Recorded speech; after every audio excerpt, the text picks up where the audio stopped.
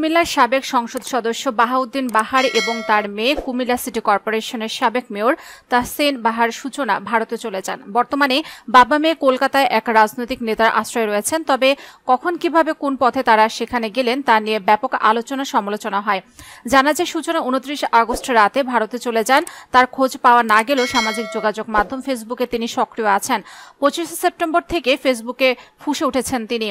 তাহসিন বাহার সূচনাকে বিভিন্ন ইস্যুতে Facebook post দিতে দেখা যায়। সেই সঙ্গে পোস্টার কমেন্টে গিয়ে পাল্টা আক্রমণও চালিয়ে যাচ্ছেন তিনি, যেখানে অনেক অশ্লীল ভাষাও কমেন্টের রিপ্লাই দিতে দেখা গেছে তাকে। নিহত সেনা সদস্য তানজিম সরোয়ারকে নিয়ে বুধবার নিজের ভেরিফাইড ফেসবুক পেজে একটি পোস্ট করেন সূচনা। সেই পোস্টে সূচনাকে উদ্দেশ্য করে অনেকে বিভিন্ন রকম নেগেটিভ কমেন্ট করেন। সাবেক এই মেয়র প্রতিটি নেগেটিভ কমেন্টের কটাক্ষ করে জবাবও দেন। পরের দিন সাবেক আইসিটি মন্ত্রী পলক ও উপদেষ্টা নাহিদকে নিয়ে একটি পোস্ট করেন। সেখানেও কমেন্টের রিপ্লাইয়ে কটাক্ষ করে জবাব দেন তিনি।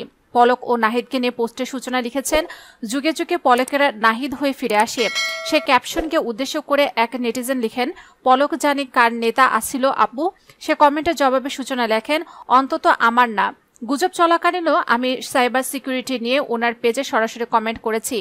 অতি মেধার যারা এখন 600 টাকার ইলিশ খায় তারাই তখনও আমাকে বুঝে না বুঝে অ্যাটাক করেছিল। ওই পোস্টে আরেকজন কমেন্ট করেছেন, ইন্ডিয়া থেকে পোস্ট করছেন কুমিল্লায় কবে আসবেন। সে কমেন্টের উত্তরে সূচনা লেখেন, আছি তো কুমিল্লা, নতুন বাসা গুছাচ্ছি, তোমাদের যেন লুট চুরি আর আগুন দিতে সুবিধা হয়। সাবেক এই মেয়রের এমন মন্তব্যের জবাবে আবার অনেকে ক্ষোভ প্রকাশ করতে দেখা গেছে।